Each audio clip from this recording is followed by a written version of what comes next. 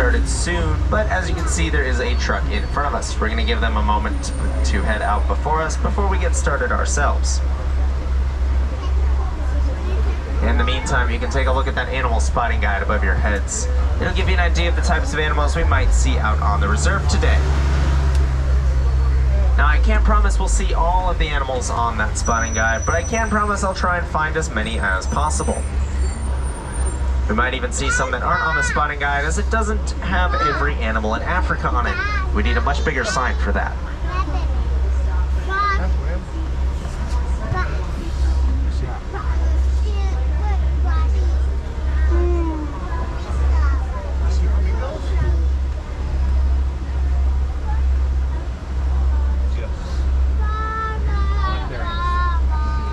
Just giving that truck enough time to get ahead, so we're not waiting on them.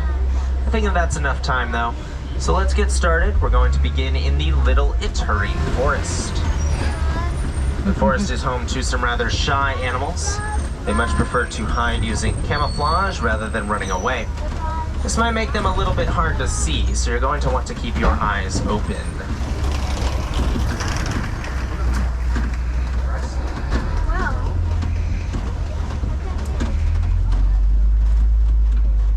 Now on the right, I do see a watering hole, which is that pit of water there. Now that is rainwater. Rainwater tends to be a lot cleaner than a lot of other forms of water. And so animals tend to drink from watering holes because they're a little bit safer to drink from, less risk of infection. However, they do dry up during the drought season, which does help keep them clean of infection, but also means that there's no water for a big chunk of the year. So these animals are going to go look for other sources of water in order to compensate. If you look off to the left-hand side, there is a black rhinoceros over there. The black rhinoceros is a solitary creature. They much prefer to live alone rather than in groups. But like all rhinos, they have those amazing horns on their face, believed by many to have magical healing properties that they don't have. Those horns are actually made of keratin, the same material as your hair and fingernails. Last I checked, human hair doesn't magically heal anything unless your name is Rapunzel. Coming around on the right-hand side are some bongos, the heaviest of the forest antelope. I believe the ones I see here are all female, mostly because of their rust-red fur. Males would be a dark brown, almost black color instead.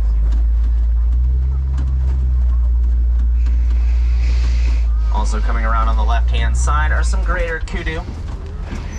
They're the tallest of the forest antelope, and they are also female in this case because they lack horns. If you look at the animal spotting guide, the image on the far left and far right is a male greater kudu with horns. But now we're making our way towards the Safi River. The Safi River is going to be home to some more aquatic animals. Now it is going to take around 3 days in order to get to the Safi River, so sit back, relax, and enjoy the ride. Now that was a rather fast 3 days. We're here at the Safi River. Now on the right, there are some pink-backed pelicans. Pink-backed pelicans get their name because their backs will blush pink during mating season. They have also been known to return to the same nest year after year in order to reuse them, making them one of nature's best recyclers. Off to the left are some Nile hippos. The Nile hippo can hold its breath for up to 8 minutes, including while sleeping. Now obviously 8 minutes is not enough time for a full night's rest, so they will jump to the surface to refill their lungs without waking up. They prefer to walk along the bottom of the water rather than swimming, although they are capable of swimming if the need should arise. Eventually, however, they will have to come to the surface to eat, as their favorite food is grass, which you will not find underwater. While on the surface, they will produce a chemical from their skin known simply as blood sweat. Blood sweat isn't actually blood or sweat, but instead a red-colored oil. It acts as both a sunscreen and a disinfectant at the same time. Over on the left, I can see some Nile crocodiles. I'll talk more about them after we cross this bridge.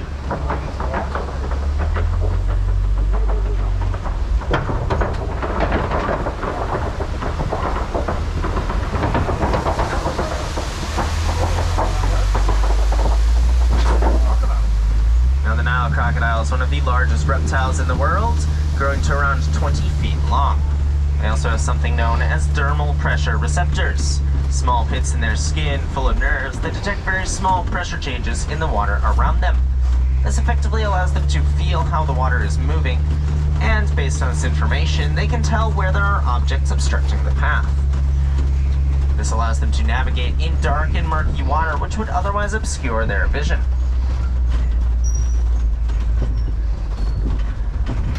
In a moment, we're going to be making our way onto the African savanna. It's home to some of my personal favorite animals.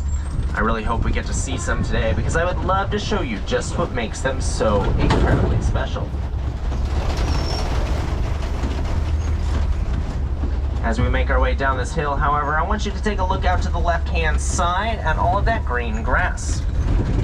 Now that grass is exceptionally short, which might be a bit of a surprise because no one's mowing the lawn out here. This isn't someone's backyard. Well, that's not entirely true. These zebras on the right are mowing the lawn. They are grazers, which means that they eat grass. So as they're eating, they are also mowing the lawn at the same time, leading to the nice short fields that you see.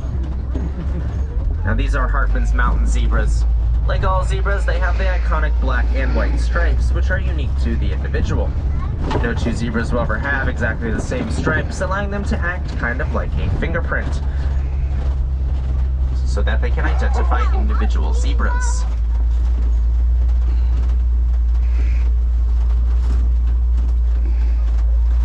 Now you might also wonder what's eating the leaves from the trees to create these umbrella shapes.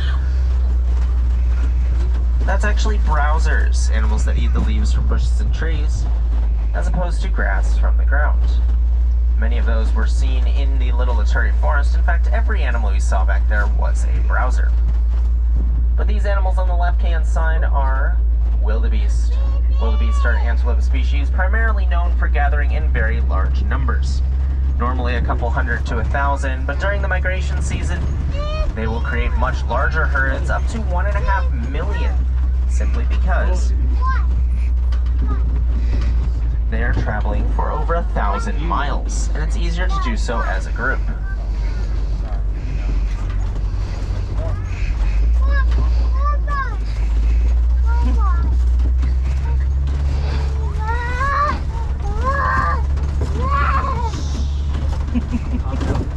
Now you may have noticed those large pointy mounds poking up around the reserve here.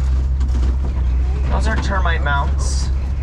Termite mounds are created by termites out of their spit and dung and are almost as tough as concrete. They contain what are effectively miniature cities and are very, very impressive, while also providing scratching posts for a lot of other animals. Over here on the right-hand side is one of the Ankole cattle. The Ankole cattle are a domesticated species. They've been raised by humans for a very long time. The horns on their head are hollow and have a honeycomb structure on the inside that allows blood to flow through them, keeping them cool by cooling off the blood, which circulates back to the rest of the body. There's a springbok here on the right. Springbok get their name from their ability to spring 6 feet in the air and 13 feet forward in a single jump. Doing this repeatedly allows them to reach speeds of 50 miles an hour, which makes them one of the fastest land animals on the planet.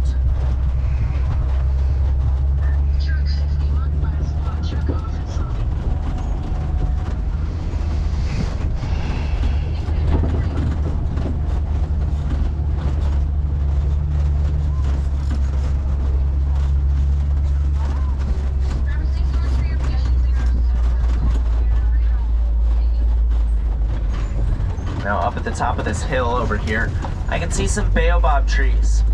Baobab trees are incredibly important trees. During the drought season, when those watering holes have dried up, animals will often visit the baobab trees as a source of drinking water. You see, they'll store hundreds of gallons of water within the trunks, which animals can access by poking a hole in them. This gives them access to water in a time where it is scarce, earning the baobab the nickname, the Tree of Life.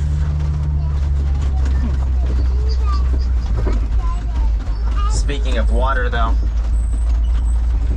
I can see this water down in front of us. Looks like one of the watering holes has overflowed into the road due to a large amount of rain that came through recently. So we'll hopefully be getting the tires a little bit wet, but we'll all still be completely dry, because it should be pretty shallow. You can also see just how big those baobab trees can get with that one on the left, which is one of the largest on the reserve.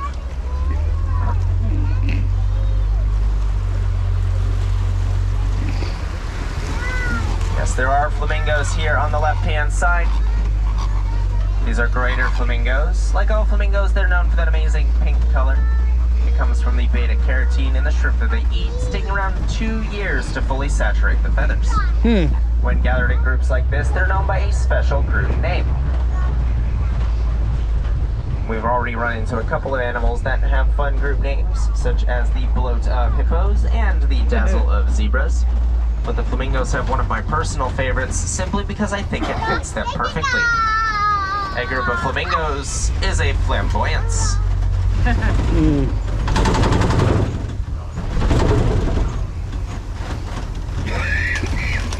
And now, my friends, we've reached one of my favorite parts of the safari, because coming around on the left-hand side is a pit of mud.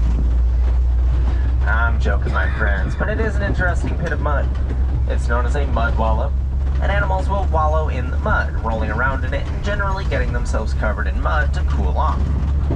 This helps keep them cool on very hot days, while also providing a layer of protection from sunburns and insect bites by preventing access to the skin, kind of like a layer of armor.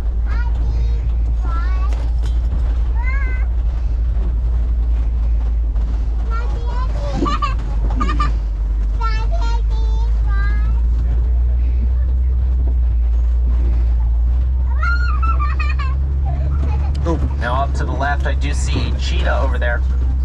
Cheetahs are the fastest land animals in the world. They can run at around 60 miles an hour, but only for about the length of 3 football fields. After that, they're going to have to stop to take a nap, because it takes an exceptional amount of energy to run as fast as they do. Part of the reason they can is because of their claws. Those claws will dig into the ground, giving them some extra traction, similar to an athlete wearing cleats. Unlike most cats, those claws are non-retractable and will not pull back into the paws when they are done. Up ahead are some Kopi rocks. The Kopi rocks are a natural rock formation found all over Africa. Animals will often use them as a source of shade, as well as a lookout point if they can get up on top.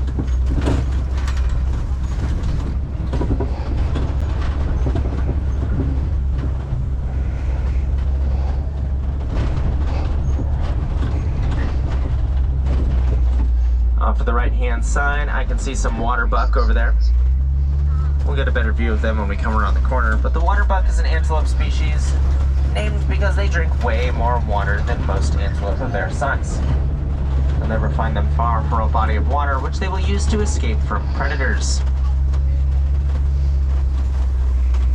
Turns out most predators are not the biggest fans of swimming, and will avoid water if they can, even if that water isn't all that deep.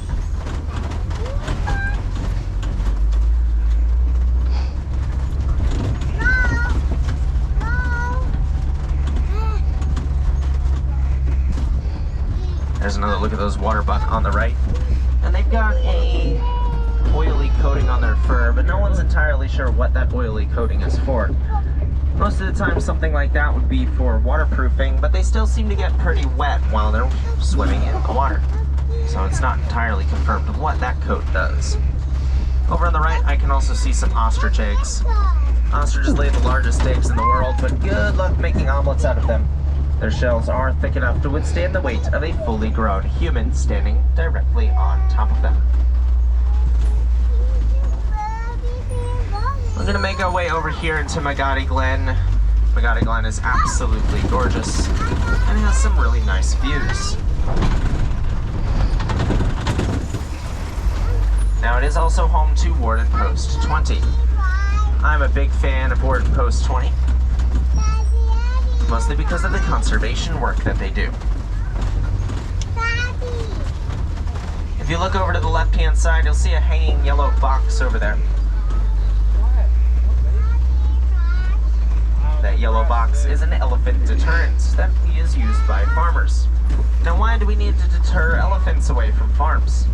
Well, normally fences would do the job of that, but unfortunately elephants are very good at tearing out trees from the ground. So if you're a fence, that's not going to be much of a challenge. So they needed something a bit more inventive. Those yellow boxes are actually artificial beehives, and they will string them together with rope in such a way that if anything bumps into that rope, they will actually shake the boxes which have the bees in them. This agitates the bees, causing a lot of buzzing and a lot of flying bees. Now, why does this scare elephants away? They're huge. What do they have to fear from bees? Well, personally, I don't know, but it doesn't stop them from fearing them because they are absolutely terrified of bees. Now, I don't blame them. Bees aren't really scary. They even have a unique warning call that they will specifically use for bees alone. Now, these beehive fences have proven incredibly effective at keeping crops safe from elephants and elephants safe from humans, while at the same time helping the bees pollinate the crops, leading to larger harvests and thus more money for the farmers. It's also helped reduce poaching through the economic upturn that's been caused by this program. So I'd say it was a pretty successful program, all things considered.